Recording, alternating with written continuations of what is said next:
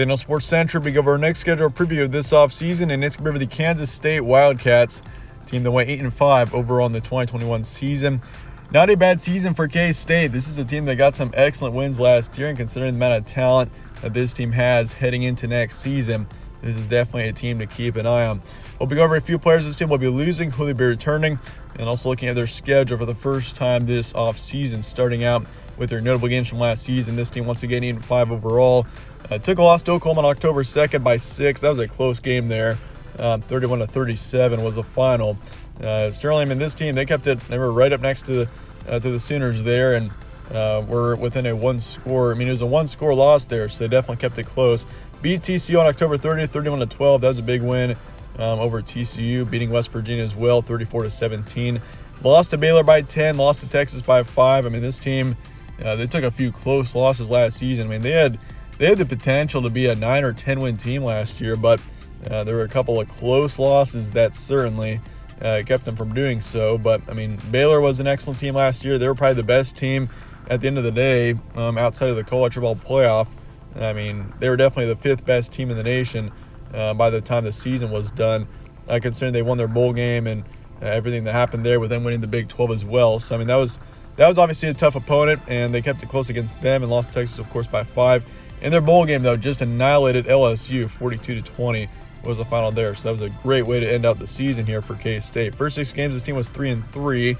So they didn't really look like too much of a contender through the first 6 games, but they were 5-2 in their last 7, which the last 7 games certainly had some tough ones in there. So certainly it was a good season for K-State. 8-5 overall record is not bad.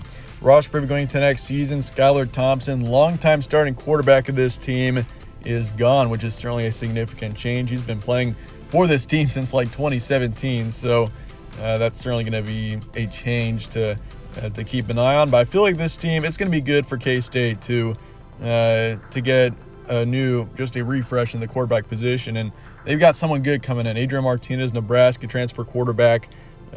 Looking forward to seeing how Adrian Martinez does. He's been playing for Nebraska, the primary starting quarterback for 4 seasons for the Cornhuskers, and so him coming into K-State now, I mean, he was, the thing is about him is that his stats weren't terrible. I would say 2018 was arguably his best season. I mean, statistically it was, and you can see why. I mean, there was actually dark horse Heisman talk for Adrian Martinez heading into 2019, and obviously that didn't age very well considering 2019 through 2021 really, I mean, 2021 was decent, but especially 2019 and 2020 just were not good seasons for him. But I mean, I would say, Adrian Martinez, he shows upside, he shows potential, and it's going to be interesting to see how he does. I'm looking forward to seeing what a fresh start for Martinez does, and also for K-State at the quarterback position. I mean, Skylar Thompson, once again, he's been a long-term, he's been a starting quarterback for this team for a while now, so it's certainly going to be an interesting quarterback situation going into next season.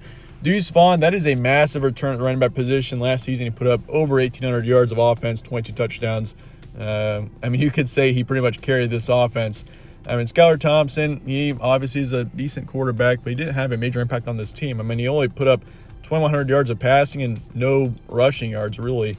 And so for Deuce Vaughn, 22 touchdowns and 1,800 yards is outstanding. So that's going to be a huge return. Deuce Vaughn coming back. He's got potential to be one of, if not the best running back in the country. Joe Irvin is transferring out, second running back. And honestly, he didn't have too big of an impact on this team. 330 yards, 2 touchdowns. Of course, you got the receiving position. Phillip Brooks is coming back. Last season, he put up just over 500 yards and 2 touchdowns. Tight end Daniel Imatorbhebhe, he is gone. Last season, he put up just over 300 yards, 2 touchdowns. And then Malik Nowels, your second wideout, is coming back. So you got your top 2 wideouts coming back, but your second in receiving and your tight end there, he is gone. So the receiving position otherwise, though, not too concerned about that. Running back position looks good. Quarterback position, I would say, looks good. Adrian Martinez, though, in Nebraska, especially last season, you wonder why Nebraska was 3-9. It was because this team, under pressure in close game situations, just could not get it done offensively. And Adrian Martinez was certainly a part in that. He definitely made some mistakes in high pressure situations, and so if he can correct that going into next season, this team could be a contender. in the Big 12, that is for sure. But they lose 3 offensive linemen. That's a concern. 2 defensive linemen, 1 linebacker, and then 3 in the secondary. So defensively, you do lose some key players, but and same on the offensive line. But in skill players, skill players' positions look good, I'd say, for K-State. Is this team a potential dark horse Big 12 contender? That's a big question. And I'm sure there's a lot of optimism with this team, especially in the K-State fan base, considering the new quarterback along with the talent returning. And I feel like this team is, they'll be definitely top half team in the conference next year, I can imagine. This team could potentially be a dark horse contender as well. If you thought, Iowa State's not going to be as good next season, if you're looking at the conference, OU potentially, maybe it could be a down year for them, considering all the changes that they've got going on and all the conflict that's going on there. And Oklahoma State's gonna be good, Baylor's gonna be good. Those 2 are given, I would assume. But K-State, they could be right up there for sure. And I feel like this team is fairly overlooked. And considering the amount of talent that this team has going into next season, this is one to keep an eye on for sure. Transfer portal recruiting going into next year. Will Honus is coming in from Nebraska, linebacker. You got Gardner, defensive back, that's in the transfer portal. So you are losing a significant amount of players to the transfer portal. Jennings, linebacker, he's also gone. You got Talani, defensive lineman, off to USC. Joe Irvin, your running back, is off to Middle Tennessee State. Wayne Jones, linebacker, is in the transfer portal. And you also lose Brown, safety, to South Florida. You do have Joshua Hayes coming in as well from Virginia. Once again, as we mentioned before, Adrian Martinez coming in from Nebraska.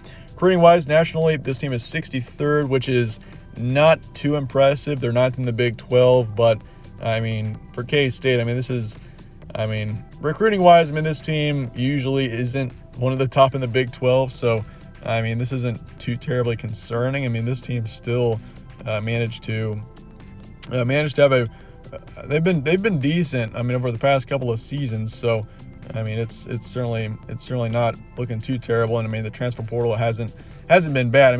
They've brought in a couple of key players for sure, but they got no 4-stars coming in, and 17 3-stars if you're looking at the players they got recruiting wise. But that said, looking at your schedule now going into next season, you start the year against South Dakota, FCS opponent on the 3rd of September. Then you got Missouri coming to town on the 10th. You got Tulane at home on the 17th, and then a road trip to Oklahoma on the 24th. You got Texas Tech on the 1st, Iowa State on the road, and then TCU on the road after that, after a bye week.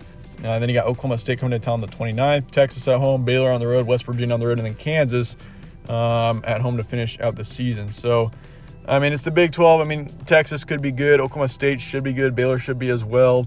Iowa State might fall off a little bit. Oklahoma's kind of uncertain as well. So, the Big 12, if you're asking me, is wide open as it's ever been in recent history, especially in the past decade going into this year, because you got so many changes. And obviously, even last year, it was so unpredictable when Baylor came out of absolutely nowhere and they won it, which was pretty insane. Baylor didn't really look like a contender until November, and we started to be able to take them seriously. But certainly it's an interesting conference going into next year. First half of the schedule, South Dakota, I'll say that's an easy win there. Missouri, SEC opponent, all favor Kansas State there, with it being at home for the Wildcats. Plus, Missouri is, I'm not too confident that Missouri's gonna have a good season. Tulane at home, easy win. Oklahoma on the road, that is certainly going to be a challenging game on the road to finish out your September. And once again, OU's a team that is tough to predict. They got so many changes. New coaching, they got new quarterback, Dylan Gabriel looks like. And so, it's an interesting situation with OU. So, but I do still feel like they'll be a contender, and I'll favor the Sooners right now in that game. Texas Tech, Iowa State, I'll favor K-State in both of those. Iowa State, if any year was going to be Iowa State's year, it was going to be last season. And it was definitely a disappointing season for the Cyclones, and now they're losing a lot of their talent going into 2022. So Iowa State can be pretty inexperienced. I don't expect them to be extremely good. Now, I'm looking at the second half of your schedule here. TCU on the road, I'll favor K-State there. Oklahoma State at home. With it being a home game, potentially K-State pulls a massive upset there, but OSU, they should be good next year. They got some great talent coming back. Texas at home, potentially Texas is good as well, but I'm going to give K-State the upper hand there. I think Texas is a team that, that is a team that is actually expected to be, in a lot of preseason rankings and predictions, a national contender. I mean, I don't know. I mean, the quarterback situation, Edwards coming in, certainly is going to be huge. Lots of talent on Texas as well. But K-State being at home, I'm going to actually pull the Wildcats. I'm going to have them be a favorite in that game right now, even though it is certainly ambitious to say that. But then you got Baylor on the road. I'll favor Baylor there with it being on the road. Also, the Bears are going to be a good team next season once again. I wouldn't be surprised. West Virginia on the road. I'll favor K-State there, and then Kansas. I'll certainly favor the Wildcats in that one. So record projection 7-5 to 10-2. I consider putting the ceiling as 11-1. I think the floor is pretty comfortable at 7-5. This team should be an 8 or 9 win team next season. I mean, that's I feel like that's a pretty reasonable range for this team. But I feel like this team, no matter what, they're going to take a couple losses. I mean, you got several tough games on their schedule. I mean, whether that's Texas, Oklahoma State, Baylor, Oklahoma, or maybe even Iowa State on the road.